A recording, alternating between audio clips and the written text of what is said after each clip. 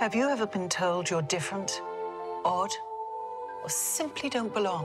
La série Mercredi se concentre sur une école de marginaux. Ces groupes de marginaux se distinguent grâce à leurs différents pouvoirs.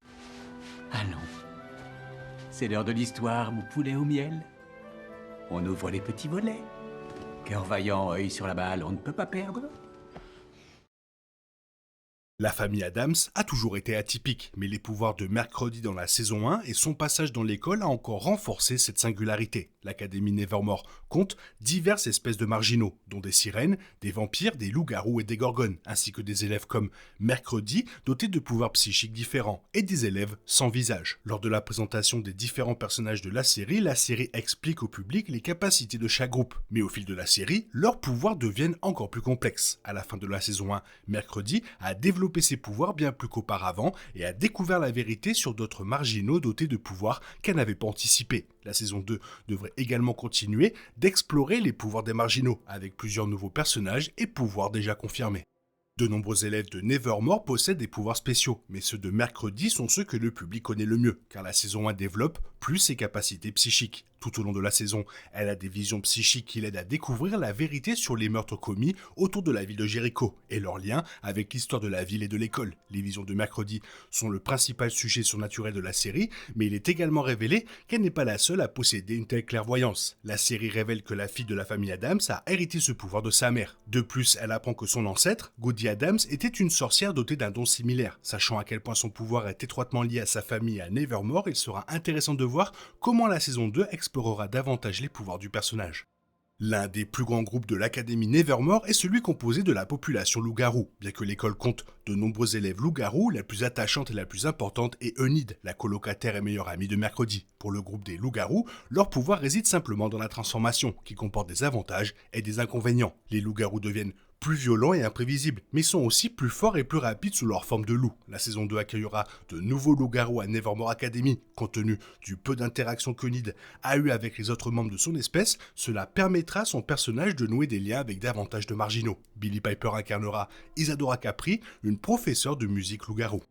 Comme Mercredi, Xavier appartient à la catégorie des médiums, bien que son pouvoir soit bien différent du sien. Il a la capacité de donner vie à ses dessins grâce au pouvoir de l'animation. Il le démontre dans la série en dessinant une araignée et en l'animant sur le papier. Les capacités artistiques et psychiques de Xavier sont également liées à ses rêves, lui permettant de voir Hyde dans ses rêves avant que quiconque n'aperçoive le monstre. Jusqu'à présent, Xavier est le seul paria doté de ce pouvoir. La communication psychique est une catégorie assez vaste et il semble possible que différents variants existent dans l'univers. Toutefois, jusqu'à présent, le public n'a vu qu'un seul personnage utiliser ce pouvoir. Dans la saison 1, Eugène a le pouvoir de communiquer avec les abeilles et de les influencer. Plus récemment, les nouvelles affiches des personnages de la saison 2 montrent Eugène entouré de lucioles, laissant entendre que ses talents pourraient s'étendre à d'autres insectes. Mercredi n'est pas la seule membre de sa famille à posséder des pouvoirs surnaturels, car plusieurs d'entre eux sont confirmés comme possédant des pouvoirs d'électrokinésie. Dans la saison 1, l'oncle Fétide a démontré sa maîtrise de l'électricité. La bande-annonce de la saison 2 prouve désormais qu'il n'est pas le seul à posséder ce pouvoir. Pugsley rejoindra la Nevermore Academy pour perfectionner ses propres capacités électrokinétiques. L'étendue de ce pouvoir est actuellement inconnue, mais il semble probable que la saison 2 l'étende. L'un des nouveaux personnages les plus captivants que le public aura l'occasion de découvrir dans la saison 2 est le principal Dort. Les nouvelles affiches Netflix confirment déjà que le personnage, interprété par Steve Buscemi, aura la capacité de créer du feu. Aucun autre personnage n'ayant encore fait preuve de cette capacité, il est difficile de prédire l'importance de ce pouvoir dans la saison à venir. Toutefois, d'après ce que nous avons vu jusqu'à présent sur des pouvoirs similaires comme l'électrokinésie, la pyrokinésie du principal Dort pourrait être un ajout très important et très dangereux. La télékinésie n'a été aperçue que dans quelques épisodes jusqu'à présent, mais c'est clairement un pouvoir très intéressant. Comme plusieurs autres pouvoirs psychiques, la télékinésie a été introduite au début de la saison par le personnage de Rowan. Il a été confirmé que le camarade de classe de Mercredi avait le pouvoir de déplacer des objets par la pensée après l'avoir poussé contre un arbre pour tenter de la tuer. Mercredi réalise également qu'il était responsable d'un autre acte. C'est lui qui l'avait presque écrasé sous la chute d'une gargouille. Rowan était très puissant, mais aussi très dangereux, car il perdit la raison après avoir découvert le destin de sa mère. Sans en savoir plus sur la véritable signification, il attaqua Mercredi mais fut finalement tué par Hyde. Dès la saison 1, Rowan était le seul élève de Nevermore à posséder ce pouvoir.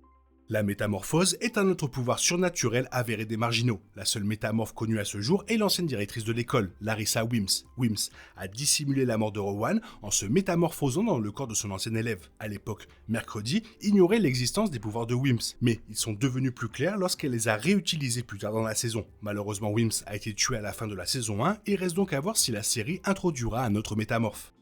L'un des principaux groupes d'élèves de Nevermore est celui des sirènes. Comme leur nom mythique le suggère, les sirènes de Nevermore ont le pouvoir de manipuler le comportement de leur entourage grâce à leur chant. Elles sont aussi en partie des créatures marines. Une fois dans l'eau, une queue de sirène leur pousse et elles peuvent respirer sous l'eau. La sirène principale vue jusqu'à présent est Bianca Barclay, l'une des filles les plus populaires de l'école grâce à ses capacités de manipulation. Mais il y a aussi beaucoup d'autres sirènes parmi les élèves.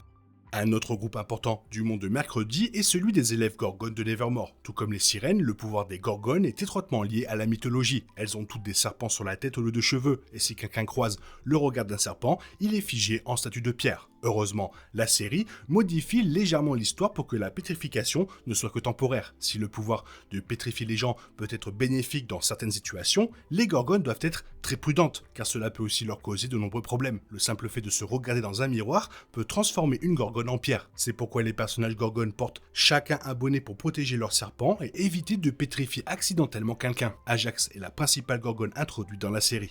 De tous les groupes d'étudiants, les vampires sont peut-être ceux qui ont joué le moins de rôles jusqu'à présent. Le vampire principal, à qui l'on donne un nom dans la saison 1, est Yoko, qui ne reviendra pas pour la saison 2. Mercredi n'a pas donné de détails complets sur les pouvoirs des étudiants vampires, mais quelques détails sont clairs. Enid lui confie notamment que certains vampires sont étudiants à Nevermore depuis des décennies, confirmant ainsi qu'ils suivent les récits traditionnels des vampires concernant leur immortalité et leur aversion pour le soleil.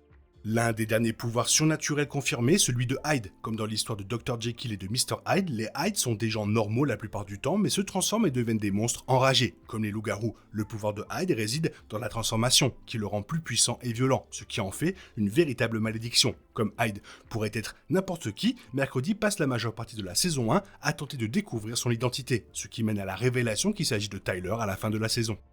Il semblerait que les sans visages de la série soient des Da Vinci. Les pouvoirs des élèves sans visage restent encore un mystère. S'inspirant probablement de la légende des Noperabo, on suppose que leur pouvoir consiste à imiter le visage d'autrui, bien que la série n'ait pas encore montré ses élèves en train d'exposer leurs capacités. Si tel est bien le pouvoir des élèves sans visage, alors le nom Da Vinci est approprié. Apparemment inspiré par l'artiste Léonard de Vinci, ce nom pourrait faire référence à la capacité des marginaux à peindre leur visage, comparable à une toile pouvant revenir à l'état vierge. Toutefois, leurs capacités n'ont pas encore été explorées à l'écran avant la saison 2. Espérons que ce ne sera pas le cas lors du retour de la série, car la série aura de nombreuses occasions d'utiliser les pouvoirs surnaturels de ces marginaux sous-développés à Nevermore, tandis que les élèves continuent de combattre des forces dangereuses. De plus, la saison 2, s'orientant davantage vers l'horreur, les élèves sans visage offrent un potentiel terrifiant.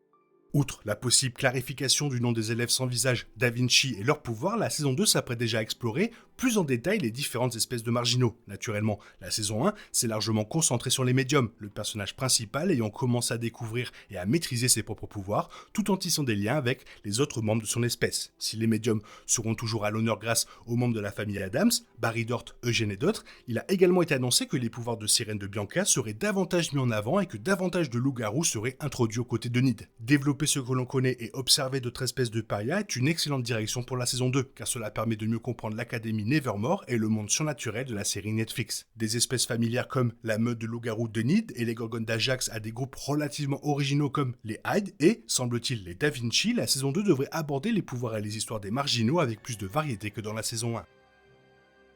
Vivement la saison 2, il semble que les marginaux seront beaucoup plus développés et ça fait vraiment plaisir car c'est l'univers qui est comme ça et c'est vraiment cool. Toi, qu'est-ce que tu penses de tout ça? Surtout, quel est ton groupe préféré? Fais-le moi savoir dans la zone commentaire. Et sinon, comme d'habitude, bisous bisous, cette fois-ci à la Hyde, bye bye. Il est impossible de compter sur les autres de nos jours, on est obligé de tout faire soi-même. Je me trompe? Rien de grave, j'avais tout prévu. Où va le monde, je vous le demande.